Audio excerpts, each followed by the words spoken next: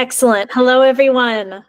It's good to see old faces, new faces, old names, new names. Thanks for coming to the Q3 community call. So, per usual, nothing out of the ordinary here, not changing up anything really about the order. We're going to first start with org updates, and we are going to then proceed into a general Q&A.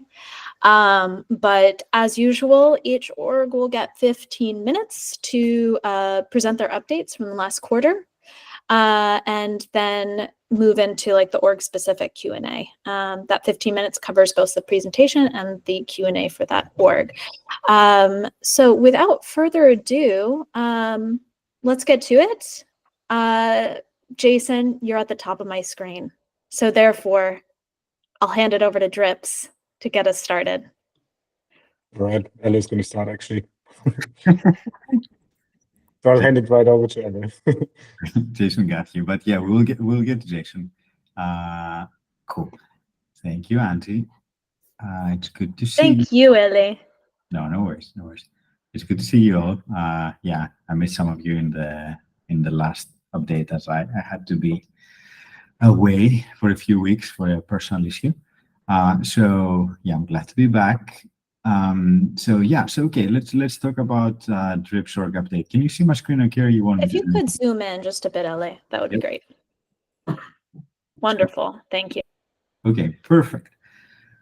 Okay, so general updates and announcements. Okay, the first one's really exciting for us. So you probably have seen the low-key announcement, but Filecoin chose to distribute around 300,000 file. I'm not sure how they pronounce it correctly, which at the current market value is around $1.2 million. Of course, with crypto market prices, this can go up, this can go down.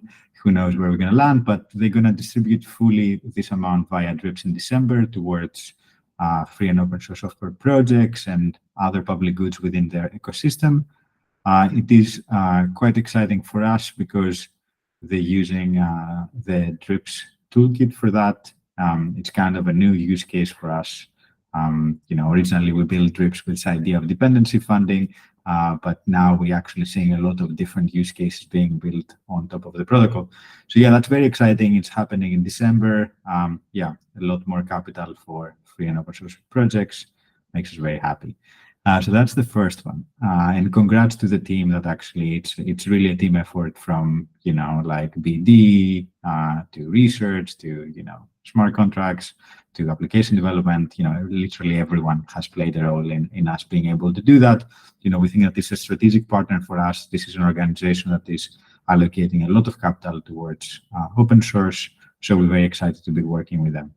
So that's the first one. The second one, another organization that's called Scroll. This is a layer 2 scaling solution on Ethereum.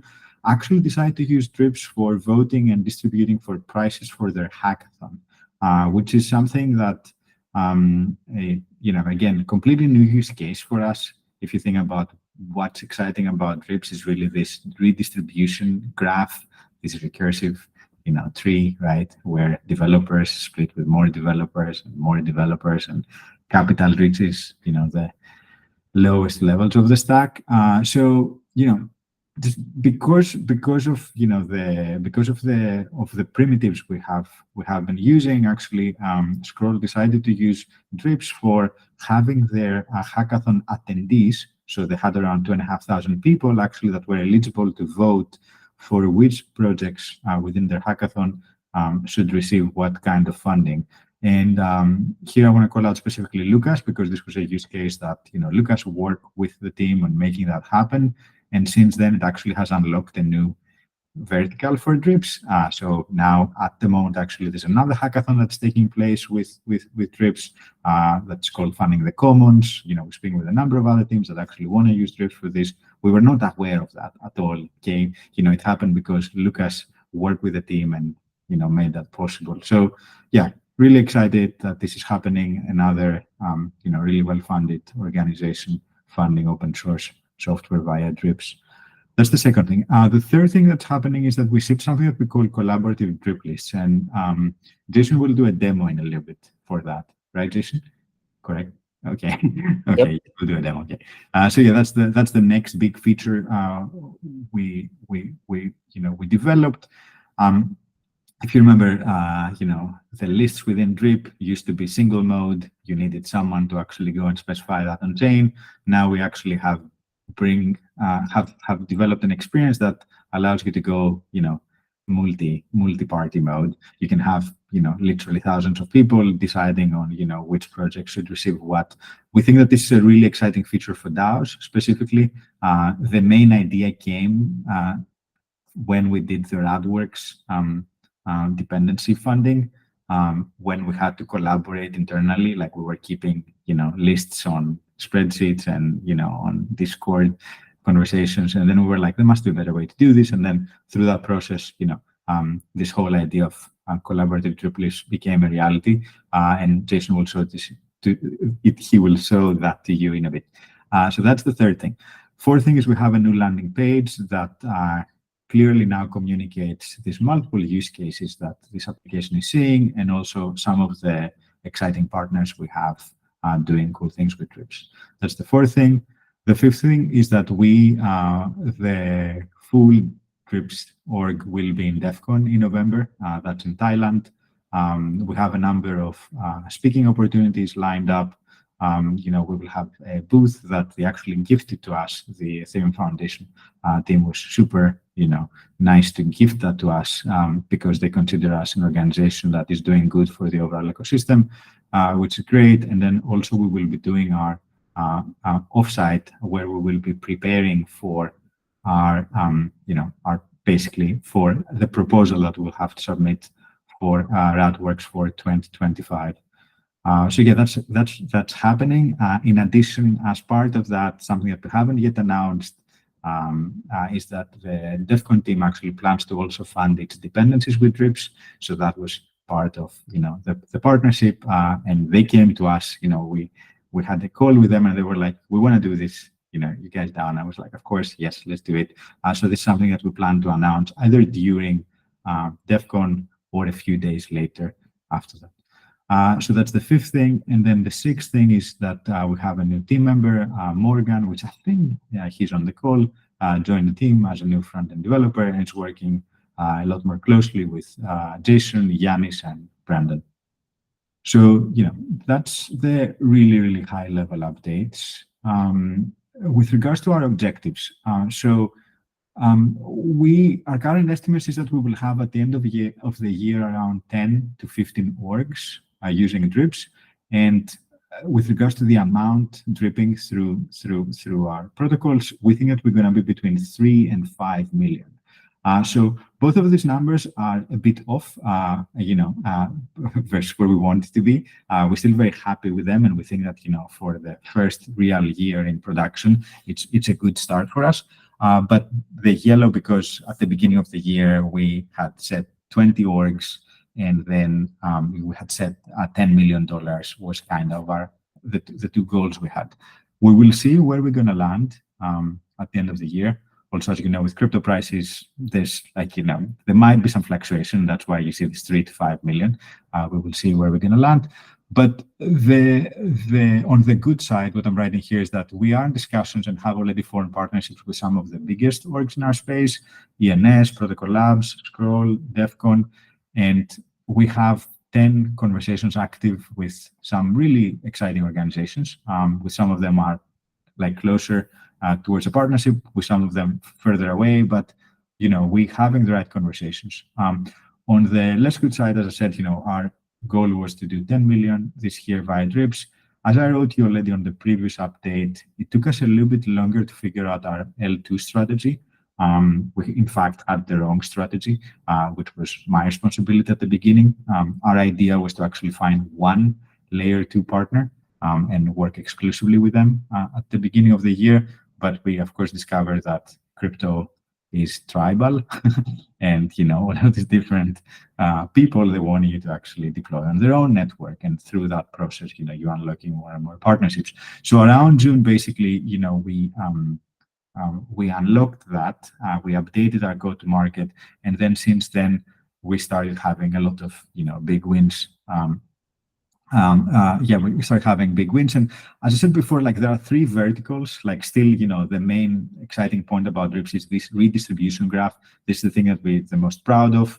One statistic that is exciting about that is out of all the projects in Drips, 60% of them splitting with at least one project in their dependency. So still the majority of developers actually is buying into this idea of redistribution, which is voluntary, right? They don't need to do this, which is very, very exciting.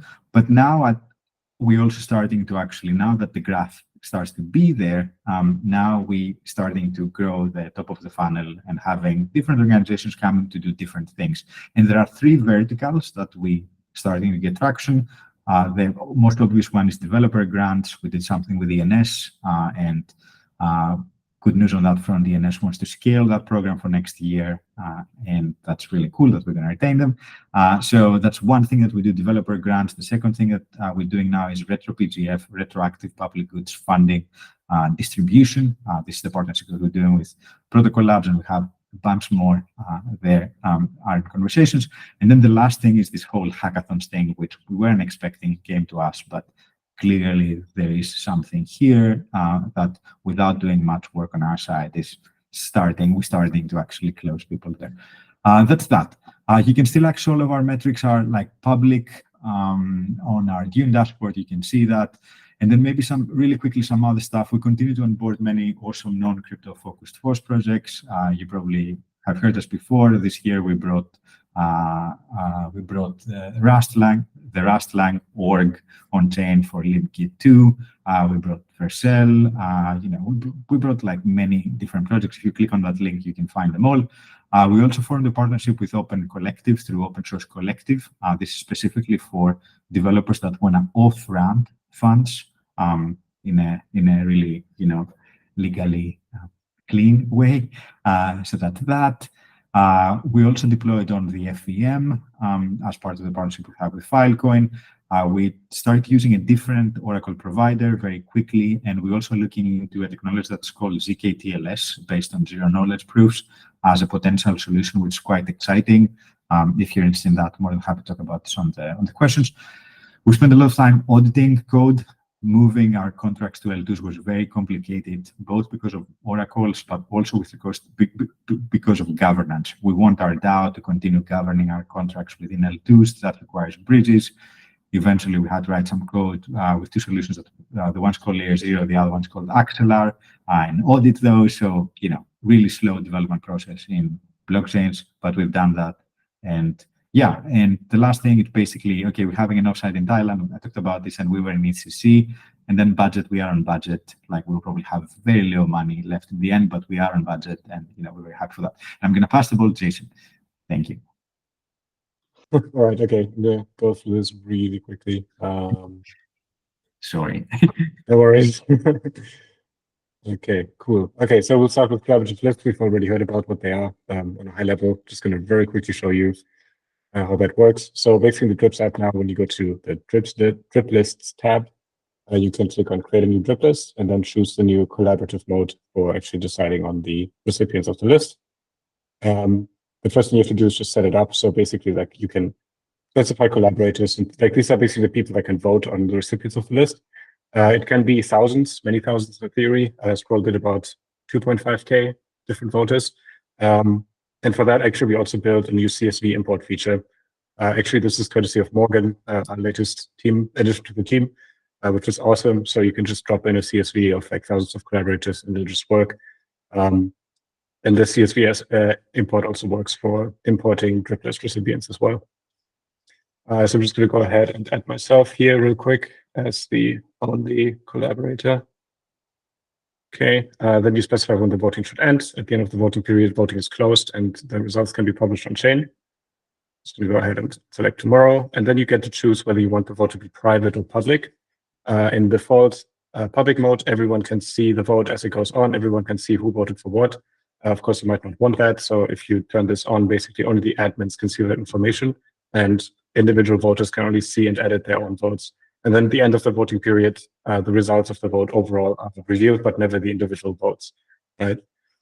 And then the last thing, which we also built specifically for Scroll, I mean, it's generally a nice feature, but we built this on request for them, basically, is that you can actually now restrict the recipients of the vote. So you can kind of nominate projects upfront. Get Vitalik in here.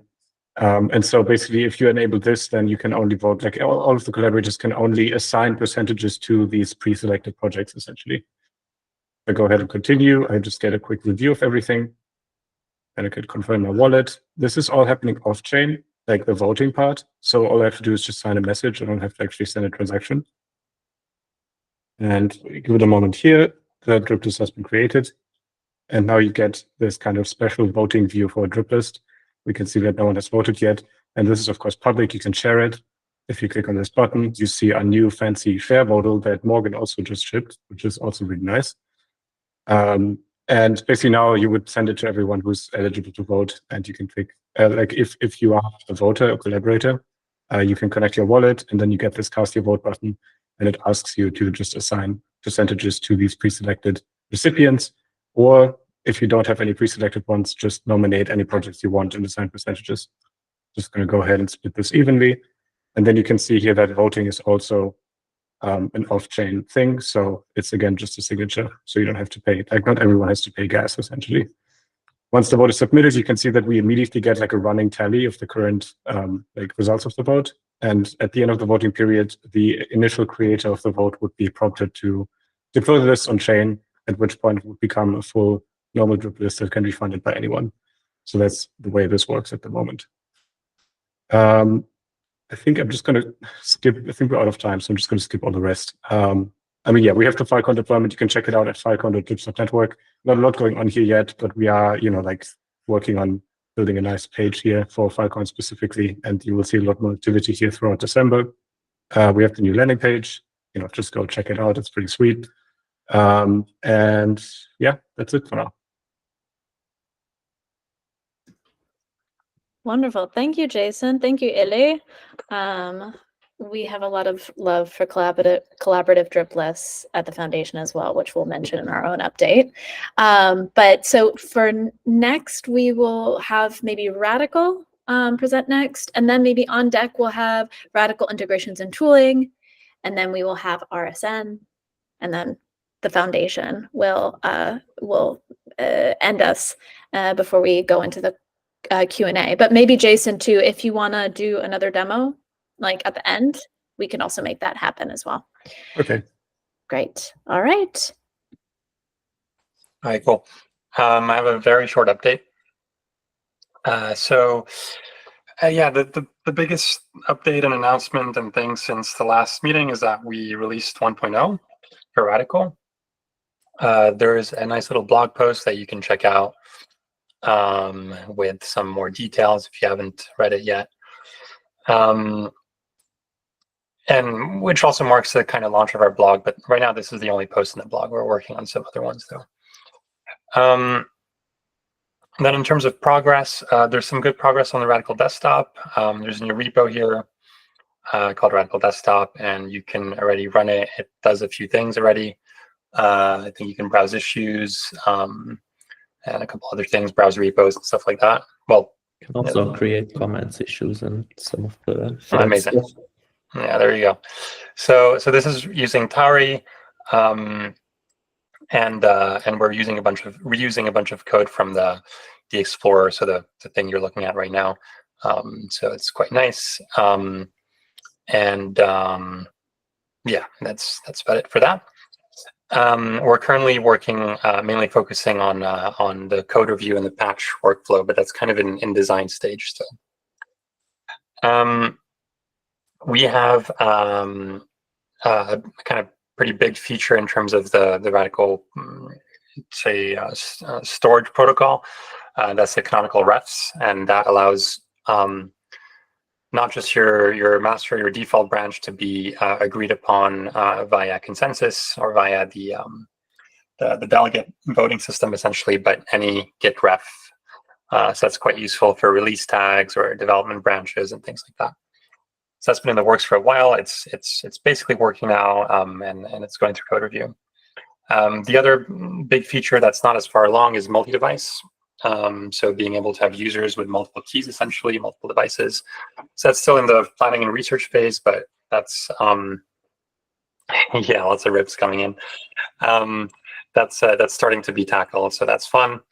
And then on the CI front, the CI cob is almost ready to merge.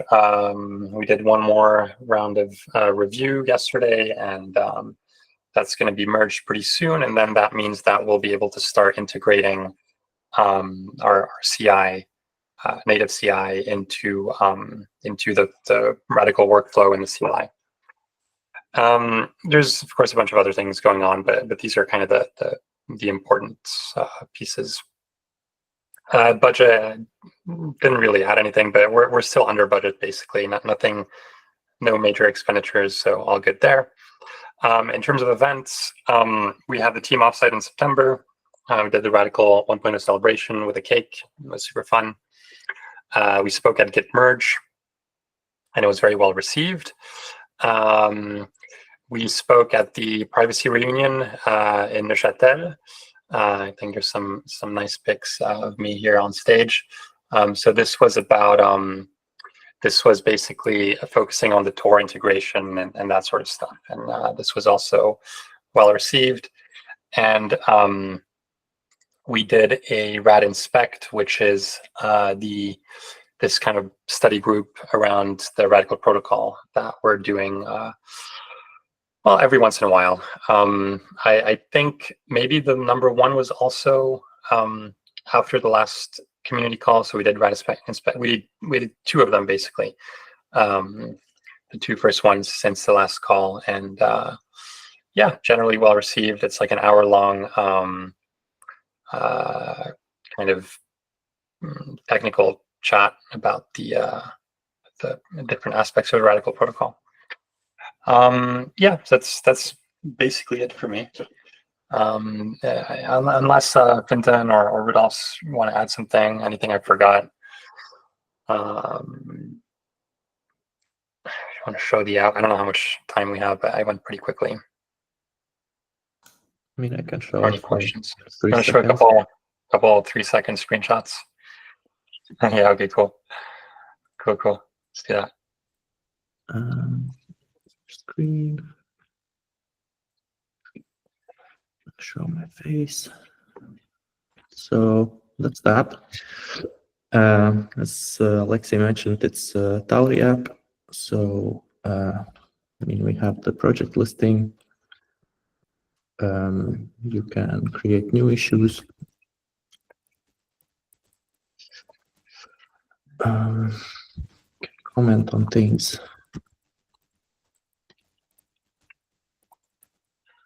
Yeah, and so this is one of the cool things about this is that it's not going through the HTTP daemon. It's directly calling into Rust, into the Rust library for interacting with the Radicle storage and state. Yeah. So so much for write features because the web app doesn't have those at the moment. Yeah, and patches are still to be done, and we're, as Alexei said, we're working on the review flow next. Yeah, and one of the nice things about the app, I think, compared to the Web Explorer, is that we're really kind of going to make it widescreen friendly in the sense that almost everything can be 2-column layout, meaning you can have your issue list on the left and your issue view on the right, and same thing for patches. So it'll be you don't have to go back and forth every time. So it'll be super convenient in that way. Yeah, so that's basically it. There's no questions. We can move on. Thanks, Alexei. Thank you. All right. Are there any questions for Alexei or anyone from the Radicle team for that matter? Look at that friendly face, Fintan. All right. If there are no questions for the team, then we'll move on. We'll move on to Radicle integrations and tooling.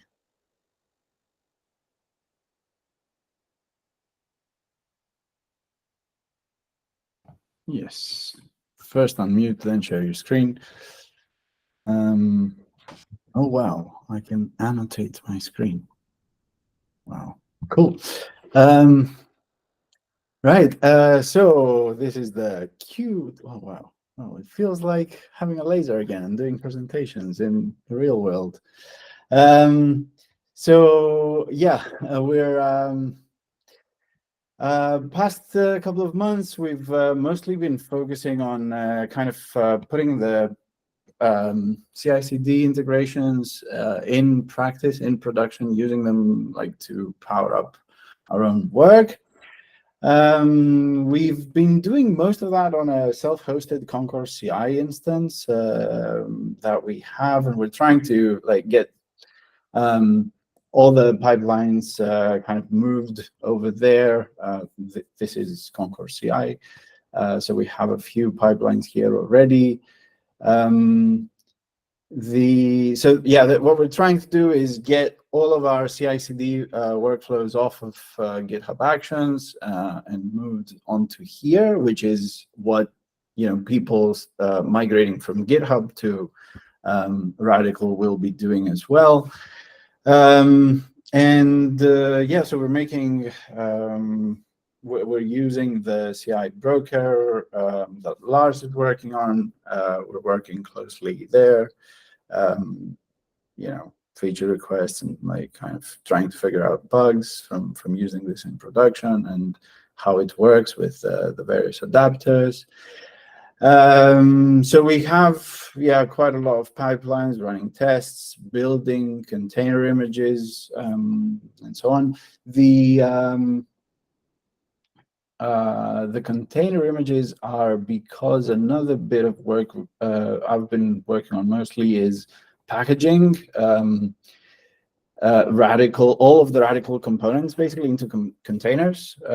So you can have basically a Docker compose where you have all of the components of the Radicle stack deployed in containers, Radicle node, the HTTP API, the Explorer, with the Radicle planning boards, and then all of the integrations as well. So we have kind of the webhooks integrations, GitHub Actions integrations, and so on.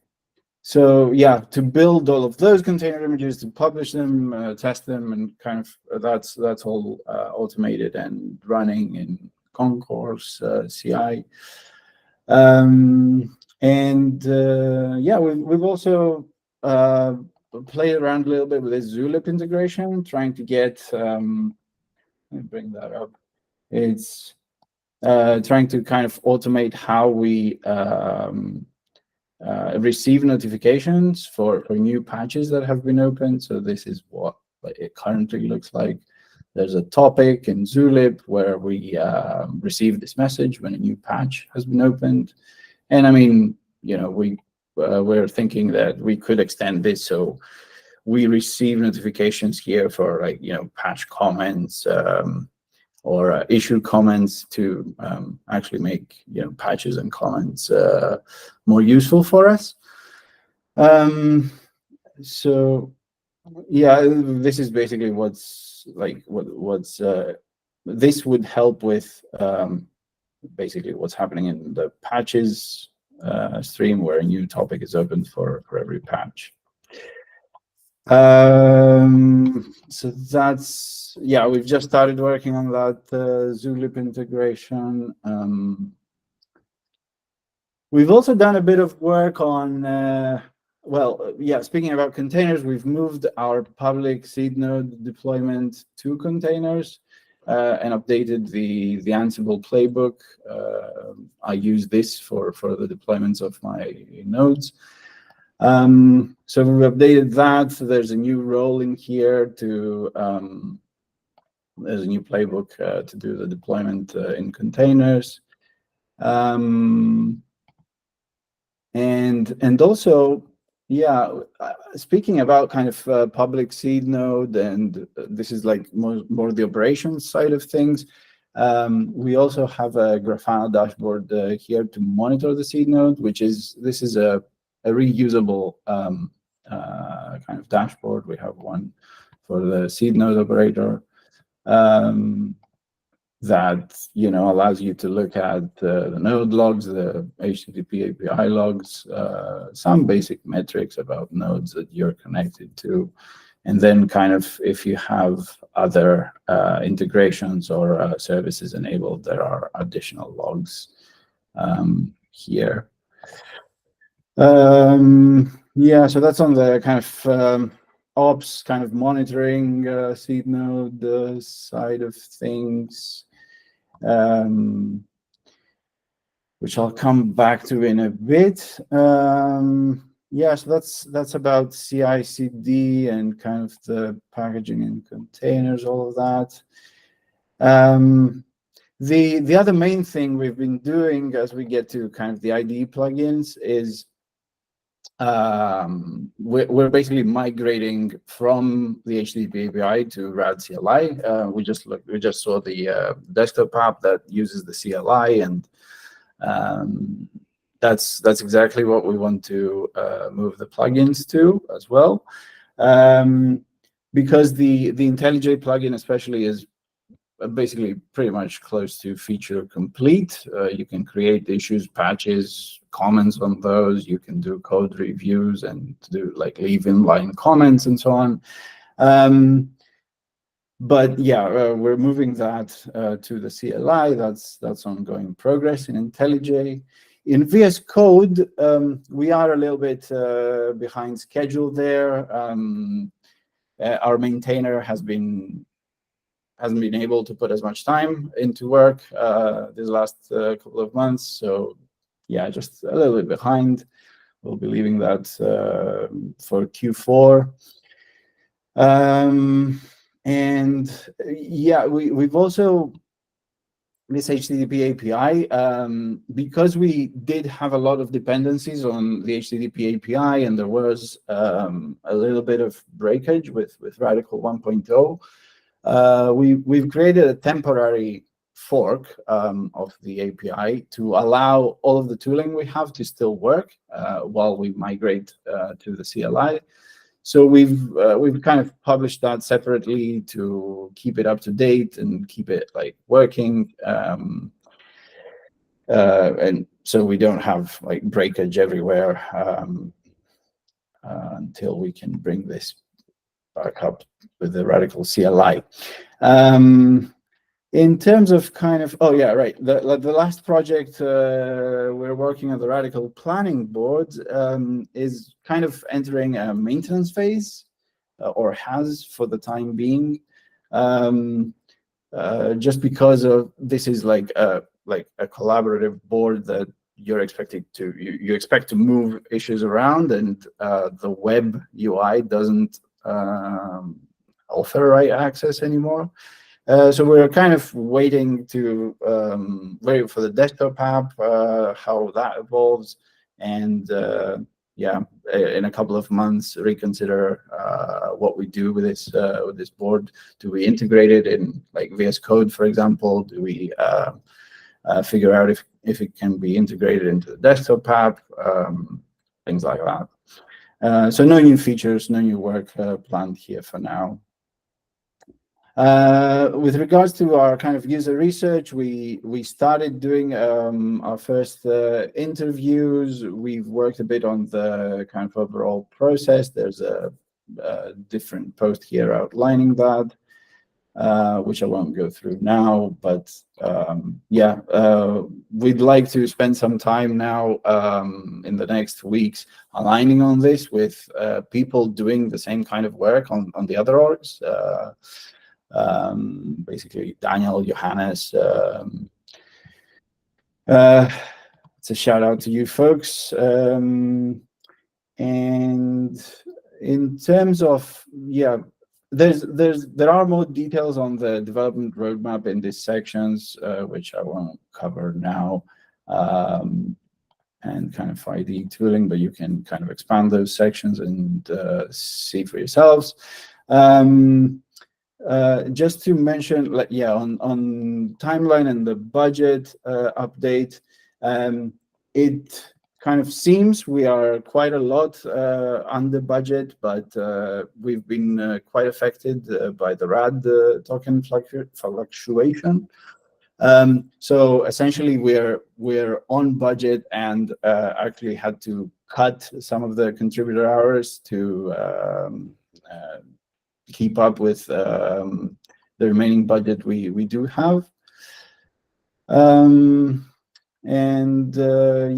So I think that's like a point to consider for next year for the new proposal. We'll be preparing how we handle that across like all the orgs that end up receiving some RAD tokens. And then in terms of kind of just to close things off, in terms of like Q4 and kind of more long-term future work, yeah, packaging and deploying Radicle, like different ways of doing that is something we want to explore more, like creating an RPM, maybe a Helm chart now that we have containers, so we can deploy Radicle in Kubernetes for people who already have a Kubernetes cluster or prefer to deploy kind of their infra that way. Yeah. Something we found out, and this is like the kind of the CI/CD focus area for Q4. Something we found out with migrating our own CI/CD workloads off of GitHub is that we don't have a solution for Dependabot. So Dependabot is a tool that keeps all your dependencies up to date. It opens PRs and yeah, helps you stay up to date. So we'll be looking at Renovate. Used to be called Renovate Bot, to kind of have a self-hosted version of that. Yeah, then I don't know, kind of more long-term plans. I'll leave that, and we can talk about it in kind of the 2025 proposal, because I do want to be on time and not over. Thank you, Yorgos. I think we have just maybe 2 minutes if anyone had specific questions for Yorgos, but we can take more than 2 minutes worth at the Q&A at the end of the session. But any questions for Yorgos now before we move on to Johannes? All right, then thank you, Yorgos. On to you, Johannes. All right, thank you. Let me also try to share my screen. We will start with the updates. I'll give a quick overview, but I will spend most of my time today discussing the first point. We have managed to develop a version of the managed seed nodes that are so far that they can be tested. I will share a quick small demo later. I recorded it, so I would be on time. We will get into that. But yeah, summary of that is basically we spent the last quarter running community nodes, understanding the value, understanding reasoning why someone would do it, building an MVP of what the centralized service, the centralized version of the seed network will look like. Currently have a working architecture and also a transition plan in mind for getting that architecture to a decentralized version. Currently still in progress, tokenomics working group and financials, we'll get to that. In the process, collecting feedback and running a test network. Currently invite only, so please reach out to me if you want to participate in the test. For the next quarter, I'll just jump to that already and get that done. As I said, the last quarter was full of prototyping, exploration, and the next one will be focused on iterating on what we are learning, improving the user experience, making this an actual product offering. And yeah, just looking forward to Q1. It's basically going to take whatever we learned from the centralized version and make that decentralized.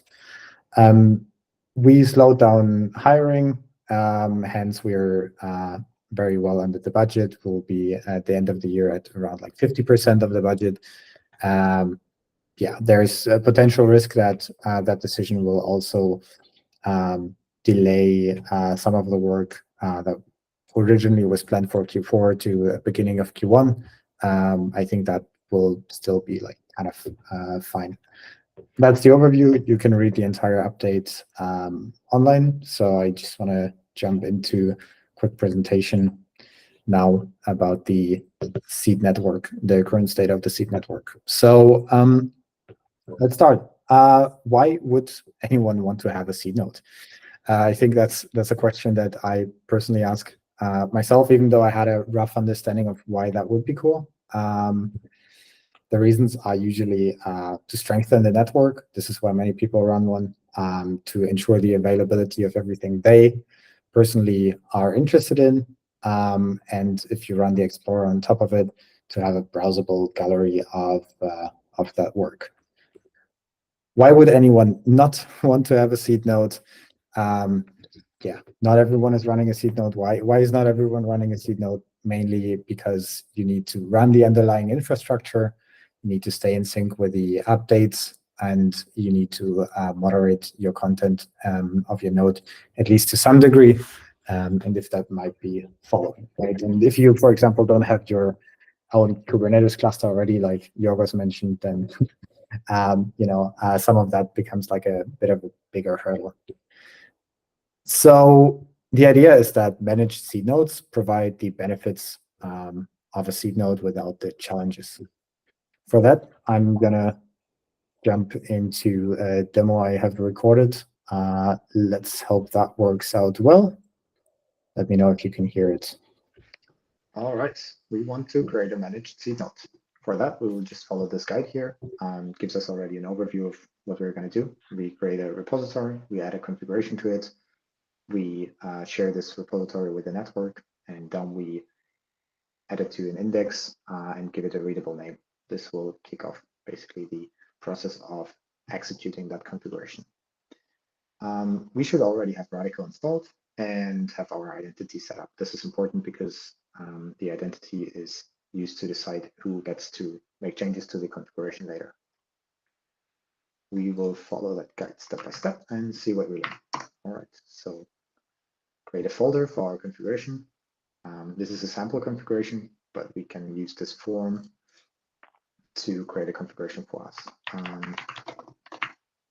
Some Radicle gallery. What we're going to do is we take all of the repositories that I mentioned under the awesome Radicle repository and add them, make them browsable on our seed node. So for that, we have given it the description. We give it an awesome banner URL. We can copy that image address here. For simplicity's sake, we also use the same image for the icon. And now we need to list our repositories. We could do this manually, but I'm just gonna do some JavaScript here and extract a comma separated list here because that's what the form expects. And there you go. We have our 12 repositories that I mentioned there. So we can copy that and we'll see in a second what it does. This should now have created a folder .rsn with a node configuration here, right? And this should be the contents. So next, we want to initialize this as a Git repository. We have one commit now, and we want to run rad init. This is the awesome seed node config, and we keep it public. All right, so we already have the configuration published to the network now. And from here on, we will need, here it tells us we can run rad dots to see the local repository ID. We will need that for the next step. So basically what the next step is we want to have a mapping between where the configuration is and a name where we can later find it. So for example, if it would be my node, we would later find it under the subdomain mynode.seednode.garden. So we go ahead and just call it awesome. So we should later find it here. There's an API currently that basically creates a request to add this to the centralized name service. All right, so the request is now sent for approval. So I'm going to accept that off screen. And now what should happen in the background is basically node events are being picked up. Like we see that something has changed in the network.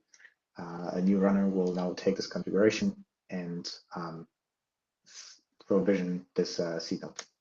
So in a couple of seconds, we should basically find the API already running here. And there you go, the API is live. With the API live, we should also be able to navigate to the Explorer and say awesome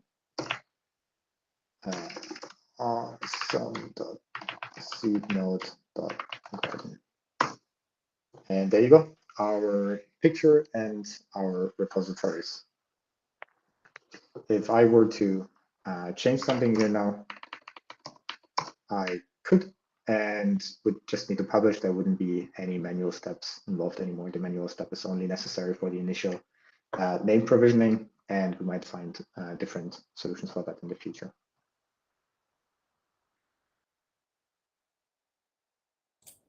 Great, the demo worked. I'm gonna share this tab again. So how does that work behind the scene? I'm gonna share a quick sketch I did. Here's how you can imagine it, right? We have what I would call the Radicle seed network. It has a couple of components. One of them is the hosting itself. So you have a couple of what I call runners. They will pick up those configurations and basically create from like this small configuration that we've seen an actual like big valid Radicle configuration to spin up the node. Then we have this name service that is basically mapping a human readable name to one of those configurations. Behind there is a reverse proxy that is then routing the traffic to the correct runner. What we also see is we want to eventually have payments, especially for if we want to have like additional services like CI runners or something on the same machine to provide optimal service and high-powered machines. But that is currently like in the works. But this is what I mean when I speak about the Radicle seed network. All right, so to conclude, why do I personally think this is attractive? The approach taken here reuses the Radicle identity. That means there was no sign up involved, like no email addresses, no verification of that. Like I have this cryptographical identity, and later whenever I push to the network is validating that I, who made changes to that configuration, am allowed to do so. So no sign up, no central point of failure. I don't have a central service that would hold all of the configurations. I have the same network effects that the Radicle network already has. So for me, this is already like a step into this direction that I mentioned of decentralization. So what is next? I mentioned already, I wanna go from like the poking around, exploring to learning more about what you would miss from that, what you like, what you don't like. So the easiest way to contact me is at Johannes on Zulip.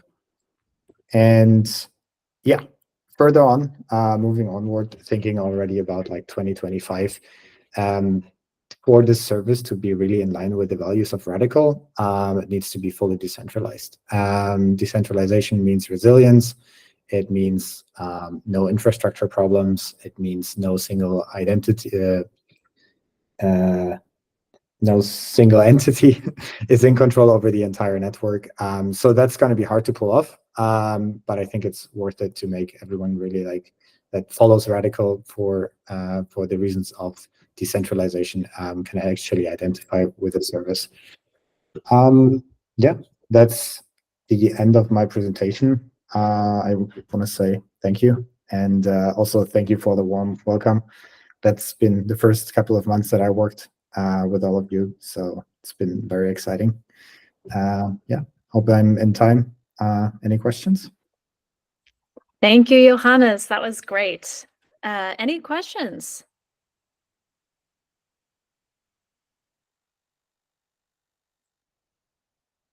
Well, if you think of anything in the meantime, we will come back to Q&A after what is probably the most long-awaited update from the foundation. So thank you, Johannes. Maybe we come back to you at the end if there are any questions for you then. But I will go ahead and start presenting the foundation's update. So just give me a second.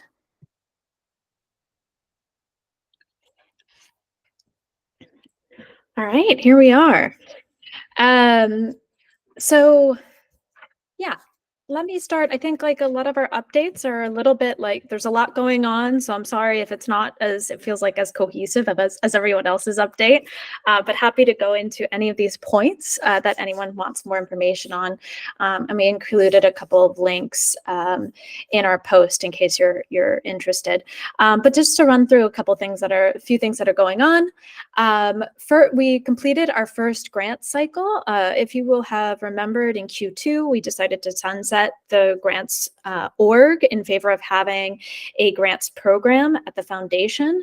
And so in August, we were actually able to use the collaborative drip lists to actually disseminate 1,000 USDC to two individuals, one who has worked on some code contributions and the other who is kind of doing some great work hyping up drips on Twitter. So it was really great to see. They're really enthusiastic contributors, and it was really nice to actually dog food drips for this effort. A special shout out to the drips team for participating and voting on where they want their grants to go, and also special thanks to Jason for helping us set up this process at the foundation. If you all missed it, we suggested that actually we scoot the annual proposal cycle to December this year.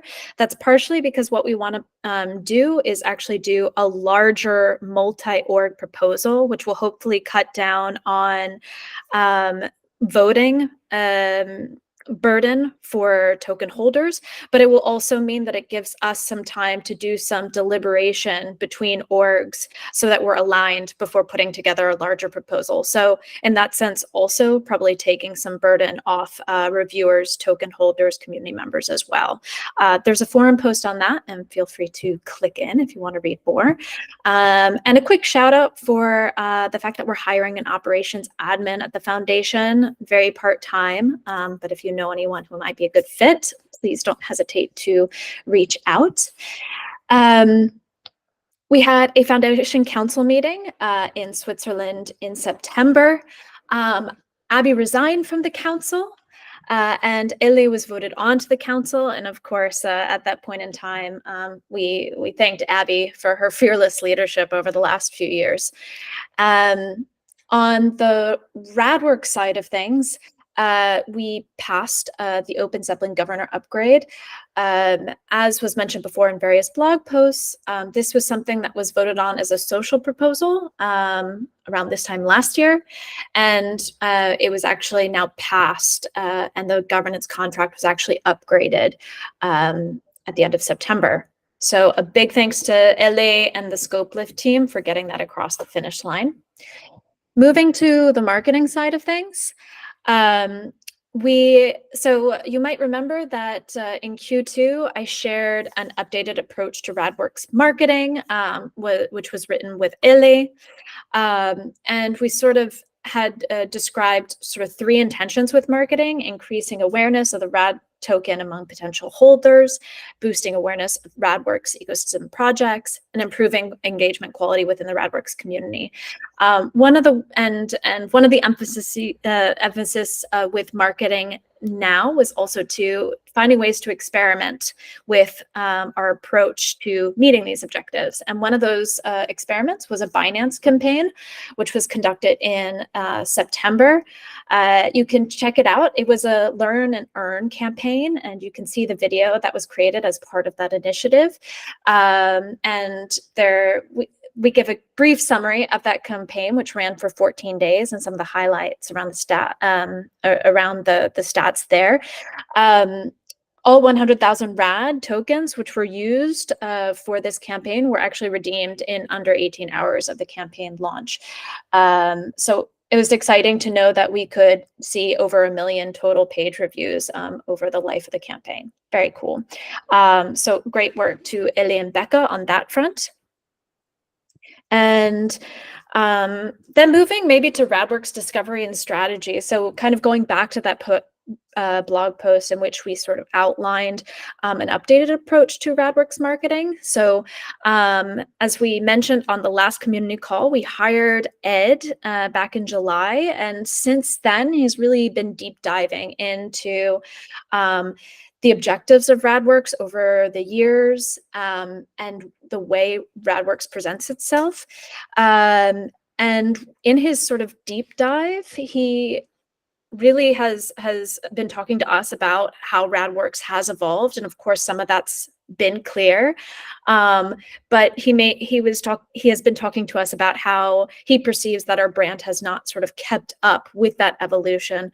So he has been talking with us about updating our brand strategy and visual identity. But of course, before we can do that, we need to be much clearer generally on Radworks' identity, value proposition, and its relationship to the other orgs. So, this actually hints back at some of the strategy committee's former objectives. And this one was going to be taken on actually by some of these marketing initiatives. But this lack of a unified vision and really putting one in place so that we can have something that motivates us and can endure for the years to come. This is something that Ed's going to be working on. So to even start working on that vision creation, we've begun collaborating with some of the ecosystem leaders on some workshops and discussions. And so we're recapping Radworks' history, its evolution, future potential, and as written here, like we're really thinking about, okay, where are our contributors' expertise? Where is our expertise around the technology we've been building so far? And what is truly our vision around sustainable open source development? Given all this, how do we think about the next evolution for Radworks and putting in place a clearer vision for us? So we're doing some exploratory research now. We're even talking to some mission-aligned organizations to get some sort of feedback as well on that research. And we'll have more to share in the coming months with regards to where this work and this research is headed. So I think that's mostly the wrap up there. Just as a shout out to our budget, we are on budget, and we expect to, again, be within budget by the end of the year. Any questions regarding that? Happy to answer them.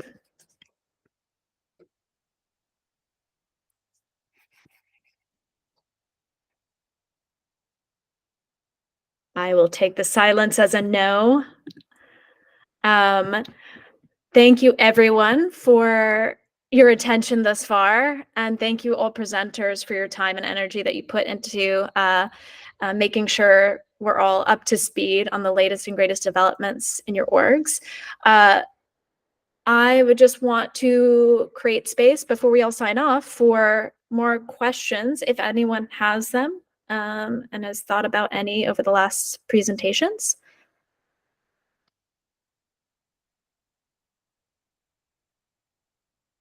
Anything else? All right. Then we will consider this a wrap. Thank you, everyone, for joining. We'll look forward to seeing you all in January, if not earlier. But thanks again for your work in putting together these presentations, everyone. And yeah, have a good next few months and see you in 2025.